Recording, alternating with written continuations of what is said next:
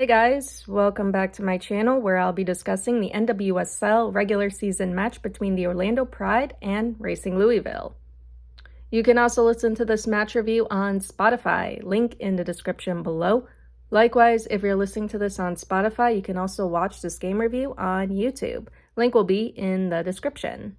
Alright, so I'm slowly getting back into things. If you happen to see my match review for the Seattle Reign Chicago Stars game, I said that I was out for some time due to an illness and had lost my voice. Because I don't want to overuse my voice, how I do my match reviews now is going to be slightly different, and you'll see what I mean later on. So, the Pride are coming off of a 0-1 win against Bay FC. It was a pretty cool goal by Barbara Banda, but what really impressed me was the Pride's defending towards the end.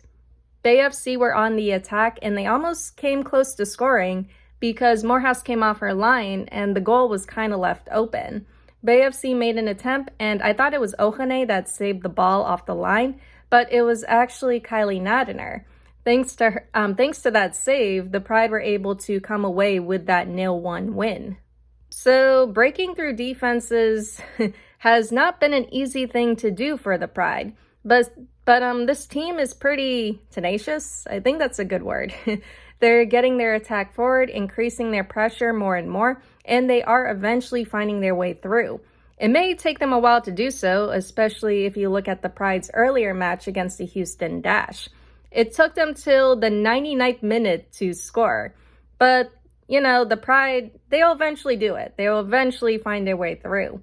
I would like to see them up their pace a little more, but besides that, they're doing all right. That being said, let's get into the lineup for this match.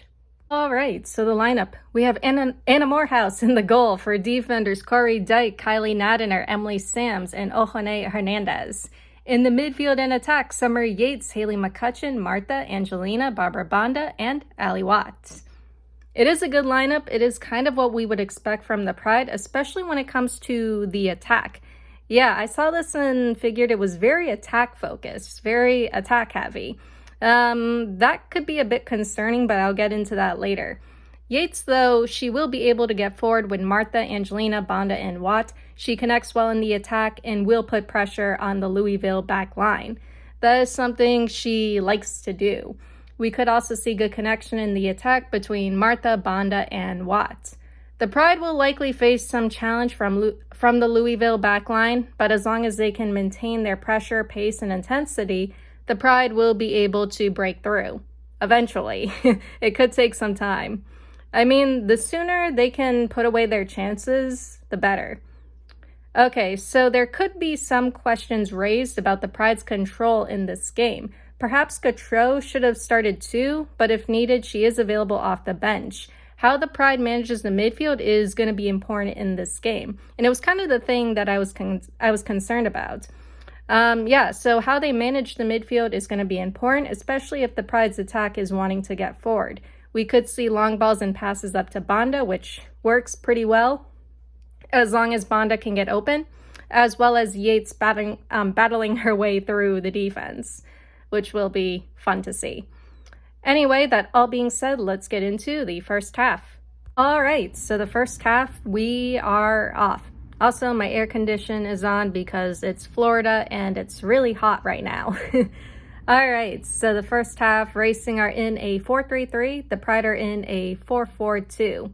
So starting off, Martha collides with Ari Borges and fouls. Ari is down and gang checked over. Martha is trying to explain to her fellow Brazilian that she caught her in the back of her head with her shoulder. And Ari, it's funny because Martha is like showing her how she caught her in the back of her head.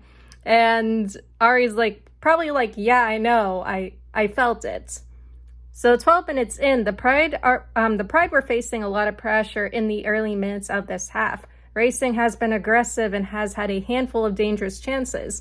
To their credit, the Pride were able to hold off Racing's attack. Banda would have a chance to score, though, in the 6th minute, but she would see it saved. Unfortunately for the Pride, Ohane injured her knee in the 8th minute. Abello would sub on for her in the 12th. The Pride had 2 corner kicks in the 23rd and 24th minutes. For whatever reason, they would try to go short with them and nothing would come from them. It just seemed like a waste. 25-minute mark, we're up to the 25-minute mark. At this point, we're seeing much better control from the Pride now. They were seeing more possession and they were getting forward. Banda has made a few attempts, but nothing substantial just yet. 35-minute mark, up to now, Racing Louisville would score in the 30th minute. Racing would be awarded a corner kick and Wright would score off a header. So the Pride now, they know they need a goal and are upping their intensity. Banda would get a good chance in the 34th minute. She would steal the ball off the legs of a defender and make an attempt from outside. Unfortunately, her attempt would be too high. It was a bit weird because she's scored goals like that before. So Racing Louisville, they're still on the attack, but so far the Pride were doing well to hold off the attack. Possession and control seems to be in the Pride's favor despite Racing's attempts to get forward. The half would end in the 49th minute with Racing up 1-0. Alright, so it is not the best first half for the Pride. When it came to their corner kicks, that was a bit weird. The Pride would play it short and work the ball around centrally to Angelina or whoever's there, and then they would make a service or attempt into the box. This was not working out well for the Pride because they were not connecting in the box. The Pride were still getting forward after Racing Louisville scored. There was a sense of urgency and intensity, but there needs to be more connection in the attacking third, especially in the box. They need to figure out what they want to do there. Both the Pride and Racing are seeing a lot of success with long balls and passes, but their defenses were both pulling through. Racing Louisville was dangerous in the Pride's defensive third. However, the Pride were quick to make recoveries and clearances. For the second half, the Pride needs to keep control. If they maintain their pressure, pace, and intensity, they will eventually be able to score. Defensively, they still have to be on high alert and make sure they do not slip up. That being said, let's get into the second half. All right, so the second half, we are off. In the 52nd minute, McCutcheon and Wright would see a collision of heads in the Racing Louisville box. Both players would get checked over and were cleared to continue. 55-minute mark, up to this point, Pickett would sub on for Yates at the start of the second half. Both sides are coming out more aggressive. Racing had some earlier chances, but the Pride are still determined to find their first goal. 65-minute mark, up to this point, not seeing much of an attack from the Pride. They were getting forward, but are struggling to break through Racing's defense. Racing Louisville are creating more dangerous chances when they reach the Pride's defensive third. Again, to the Pride's credit, they are holding off Racing Louisville's attack. 75-minute mark. All right, so up to this point, things are going from bad to even worse for the Pride, if that's possible. Sams would give up a needless penalty kick in the 67th minute. After a throw-in, Sams would get wrapped up with Weber and take her down in the box. It was pretty clear, too. There was no denying it. Racing Louisville were awarded a penalty kick. Taylor Flint would convert, making it 2-0 for Racing Louisville. Lemos, Gautreau, and Jackson would come on for McCutcheon, Martha, and Dyke in the 69th minute. However, things are still not going the Pride's way. Martha is venting her frustration on the bench. She is clearly pissed off. Okay, so the second half would end in the 94th minute with Racing Louisville winning 2-0. All right, so the Orlando Pride fought to the very end despite being down 2-0. That was very clear. They kept going, they kept fighting, they were creating chances, but it felt as though, after that second goal, that penalty kick, it just seemed like the energy and stuff was kind of sucked out of them. It's kind of hard for me to describe. It was just, I guess they felt disheartened after that penalty kick. Anyway, regardless, the Pride just could not find that connection in the box. They struggled to break through Racing Louisville's defense. At the same time, the Pride's crosses and services were either too high or just missed the mark completely.